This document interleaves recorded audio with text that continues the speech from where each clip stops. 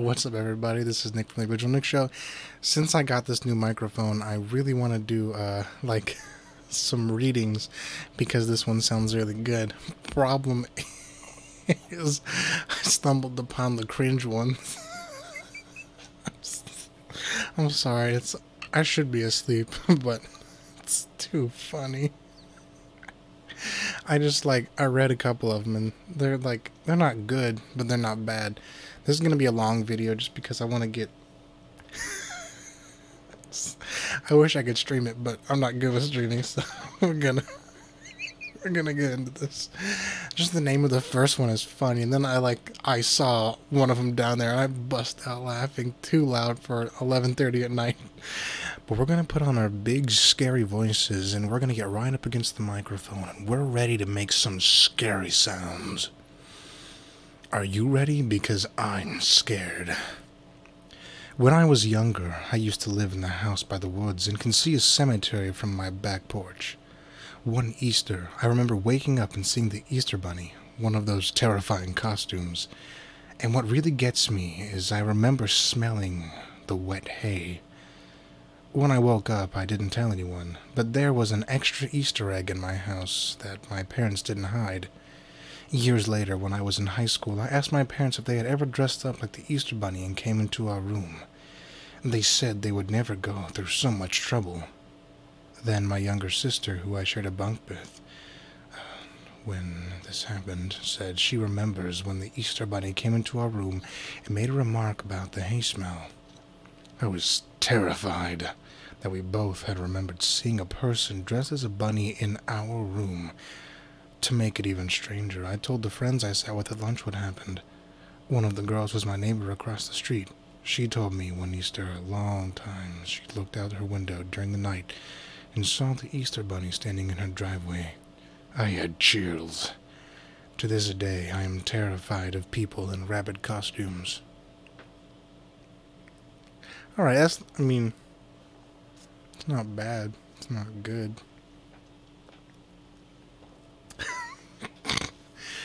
The Ghost Babysitter. When my niece was really young, she was in a bouncer at my sister's house. I was house and babysitting. I had let her go to the kitchen and grab some water. My sister's chocolate labs were probably sniffing and licking her head because I could hear her giggling like she was having a blast. I hadn't noticed how cold it had gotten. Then I heard it. A loud wooden snap, like a thick piece of wood had gotten snapped in half. Suddenly, a tree was knocked over. I ran into the room and I saw and smelled freaked me out. The dogs were huddled in a corner, whimpering. My niece was just staring at the ceiling corner with wide eyes. And it was cold. It smelled like Stetson. I took her and we decided to go to a different room. When my sister finally came home, I told her what had happened. She just rolled her eyes and said, "That is Hugh." I was confused. She said Hugh was the previous owner of the house who had died 10 years before his wife sold it. She said he likes to follow my niece around, and you can tell it's him because of the dog's freak. It gets cold and smells like cheap cologne. I didn't believe in that shit. But I do believe the feeling you get when your gut when something doesn't feel right.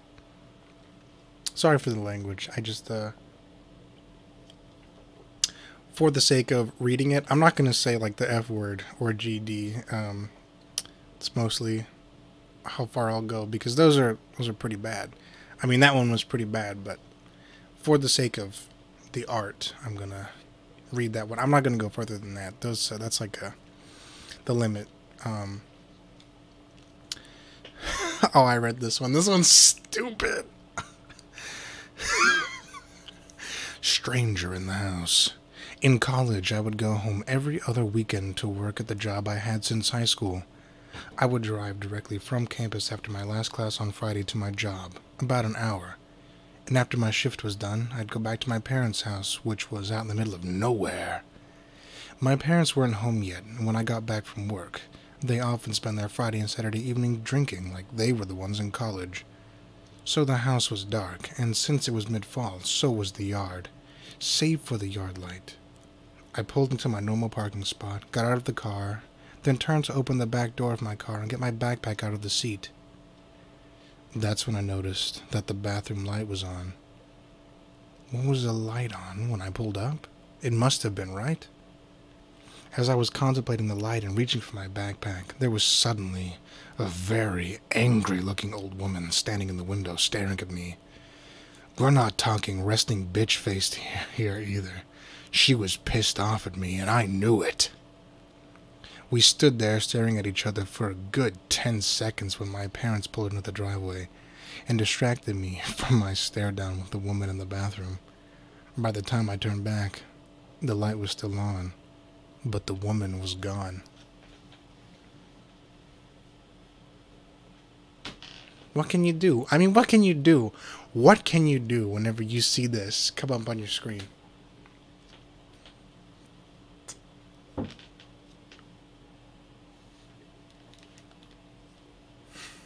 It's pretty ridiculous.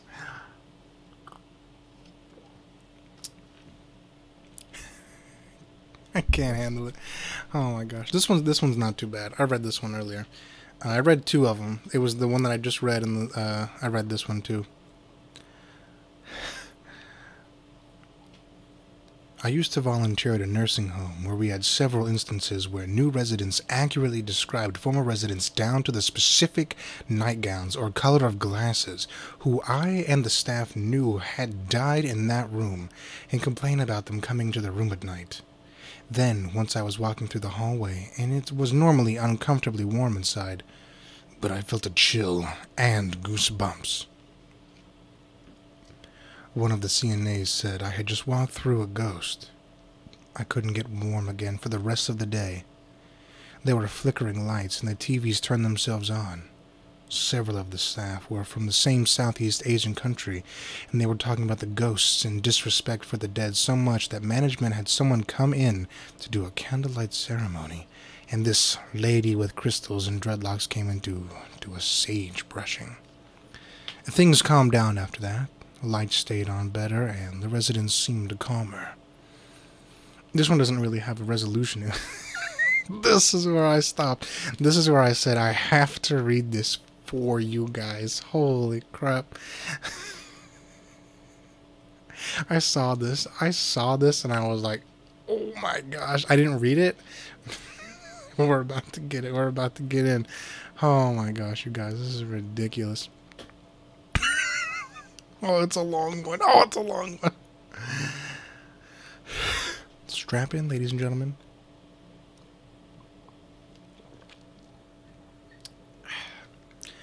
I was in my sophomore year of high school. I would usually get ready and then wait for my mother to drive me to school. While she was getting ready, I was just kind of hanging out in the bathroom with her while she was putting on makeup and curling her hair. She looked a little bit frazzled, and I asked if everything was okay.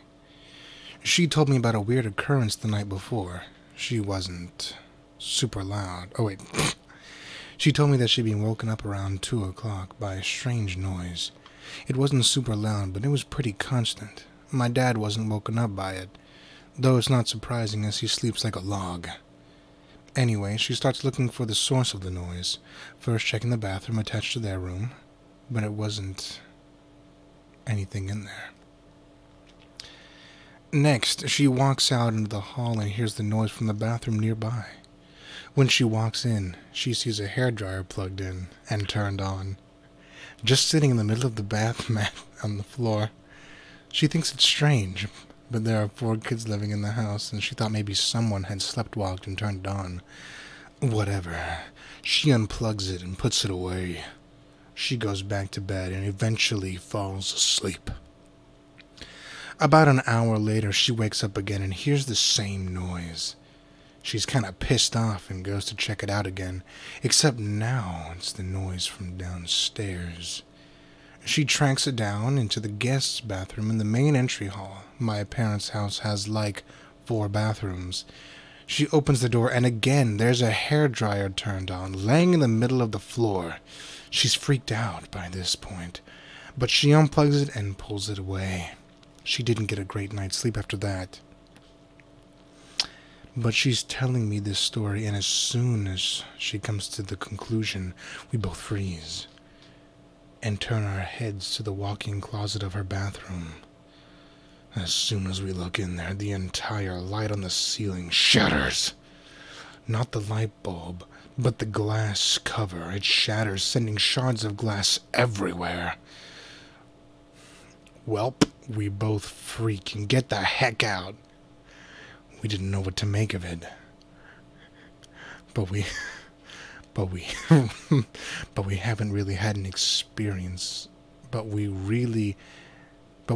haven't really had any experiences before or since.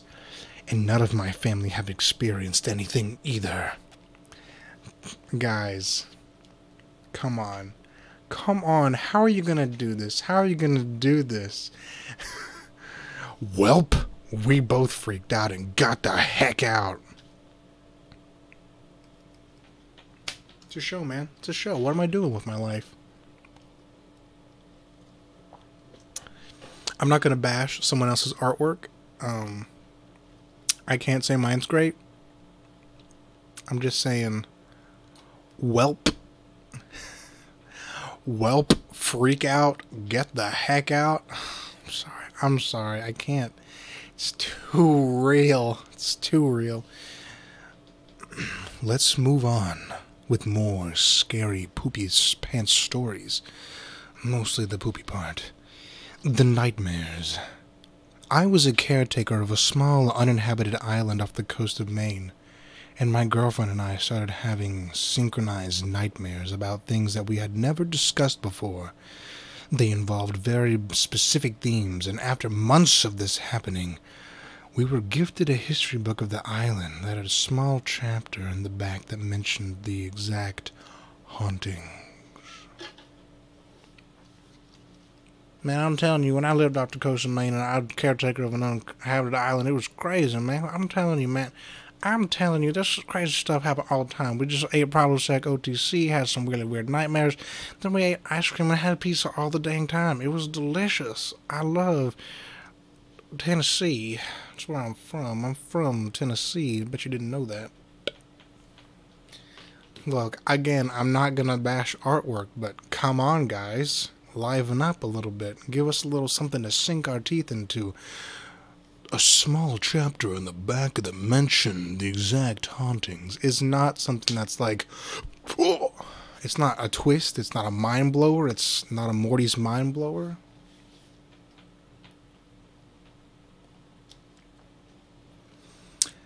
I think this is it. I think this is where I'm going to end it. There's a lot more to do, but we're already at 13 minutes. I'm probably going to do some actual readings here in a second. If it wasn't so late, I would do even more. Until then, it's me, OriginalNick, signing off and hoping to see you on the next haunted episode of the OriginalNick Show.